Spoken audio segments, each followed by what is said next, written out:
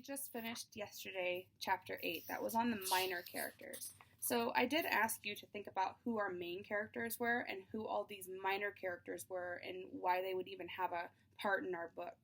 Today we're looking at chapter 9 and it's called Conflict. If you remember, I said that there's rising action. Conflict is also included in that rising action. So in order for the whole book to come to a conclusion, the whole plot has to have some sort of problem. And the conflict is just another way of saying the problem of our story. Let's find out what conflict we have next.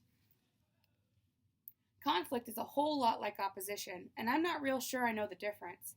Opposition is like the other team that's waiting to beat the tar out of you. Conflict is the beating, or something like that. Which makes me have to back up to that day when Joey Gilbert gave Laura the pig note, and Laura gave him a poem answer that rhymed. If that note was just the opposition, then what happened in the cafeteria after that was the conflict. Mrs. Smith says stories have a beginning, middle, and end.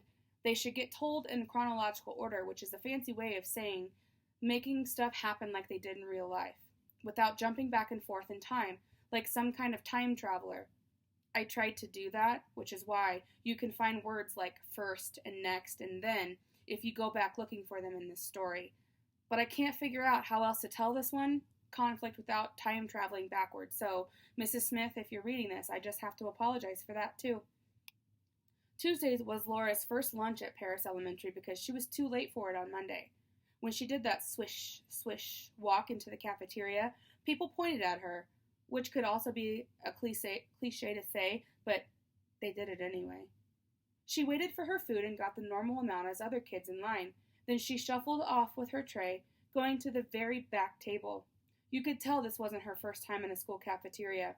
She set her tray down on the table, but she didn't have the special chair to sit in, so she was standing up and pushing the little straw that comes with the milk into the milk bag.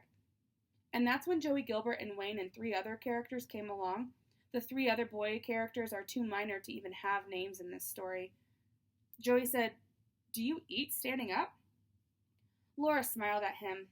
"Not usually. I'll sit on the corner here." She lowered herself onto the bench, taking the very edge of one side. It worked okay, but it didn't look too comfortable. Her left elbow was on the table and both feet were on the floor, without her legs going under the table. It looked like she was as much standing on her legs as sitting, so she had to eat sideways with her back to the cafeteria. Joey told his boys to sit. Wayne laughed. "I'm not sitting with her," one of the unnamed boys protested. "I'm not eating with no pig," said another unnamed boy. But Joey gave them this look that made them sit anyway.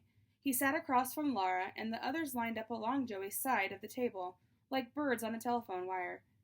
"You can sit all the way on your bench now," Joey said with his mouth full of burger and bun and ketchup. Laura smiled at the row of boys and then scooted more onto the bench. Wayne was telling a joke, so loud that I couldn't hear whatever Joey and Laura were saying to each other. Then the conflict happened. I don't think Wayne had even eaten one bite of his food. The unnamed characters were about half done with theirs. Joey did something like a kick under the table, or maybe some word clue that I couldn't hear, but all at once, like they were all those swimmers who perform dances in the water and do everything at the same time, Joey and his boys got up. They just stood up and climbed off the bench like they were bailing off of a seesaw. And just like that, their end of the table flew up. And Laura's crashed to the ground. Trays of food slid down the table on top of Laura. The whole table tipped over and part of it landed on top of her. She crawled away from it, pushing down on her green dress, which was covered in milk and lettuce and applesauce and pork and beans. Wayne laughed first. He was so loud that the whole entire school ran over to see. Kids shouted, "Look, she's got food all over her. She tipped the table. I'm glad I wasn't sitting there." And other things that will not be in this book. Miss Gray, the janitor, ran over to help, and so did Miss Cox, the monitor, and even one of the cooks, who still had her plastic hairnet on. Laura just sat there for a minute like she didn't know where she was. For a second, I thought I saw a tear slide down her cheek, but it could have been the applesauce.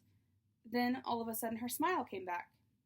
"I'm okay," she said, but I could see that her leg was bleeding. "What happened?" Miss Cox demanded. "I guess I just slid off," Laura answered. They helped her up. It looked like she couldn't put any weight on one foot at all, so she limped to the nurse's office with Miss Cox and Miss Gray, one on each arm. When she came back to our room, she had one leg all band-aided up, and she had another poem. I didn't know this until school was all the way over. I had to say after class and explain to Mrs. Smith how come I hadn't turned in my math homework. Instead of telling the truth that Matt tore it up and ripped it out a whole handful of pages from the math book too, when I told him I was too busy to make him a chocolate milkshake, I told her I was sorry and I would make it up. She believed me because, like I told you, I'm a good actress. When I left our class, the hallway was almost empty. Joey should have been out on the bus already, bossing bus riders around, but instead he was yelling at Laura. I don't think I described Joey Gilbert's outsides, even though he's more than a minor character. He was wearing a plain white t-shirt and jeans that looked a size too big for him. He's taller than me, but shorter than Wayne and Eric. He always looks tan, and the skin on his forehead is too tight. He has a buzz cut, that's so short it's hard to tell what color his hair is. I'm not sure, but I think it's brown. Describing words are adjectives, and here are some for Joey Gilbert. Scrappy, wiry, tough, lean, and mean. Those last two rhyme, and that's just on accident. You don't know anything about it, you fat pig, Joey screamed. Laura smiled at him. Mind your own business. You'd be the last person I'd ask for help with anything. Laura just smiled again. Just shut the funny up, you sleeveless sweatshirt, Joey shouted, only, with other words. He threw something down and stormed off, hollering at Wayne to hold the bus. I tried to press against the hall wall so Laura didn't see me seeing her, but it didn't work.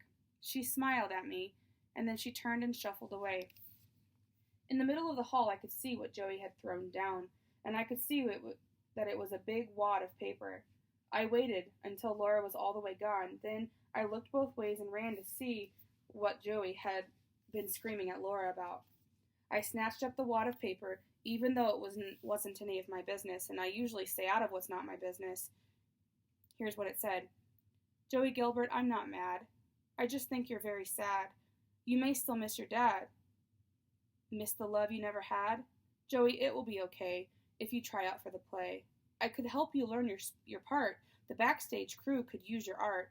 Don't pretend that you don't care. You can do what you can dare. When I was almost home, I pulled the note out of my pocket and read it again. Laura was right about Joey's art. He goofed around more than anybody in art class, but his pictures had always been the ones teachers put up on the bulletin boards. I remembered how when we had to draw the part of outside we could see out of our second grade window, Joey's sky looked exactly like the real sky. He put in the tops of the trees and left out the parking lot. And I remember how I'd wished his picture was something I could do, because I had just drawn the parking lot and my cars looked like ugly bugs. But I didn't know how Laura knew Joey was good at art. I also didn't know how she knew about Joey's dad. Robert told me that Joey's dad was a no-good son of a spitter who left when Joey was not even in school yet. And he took the time to beat up Joey's mother before he left, and he put her in the hospital.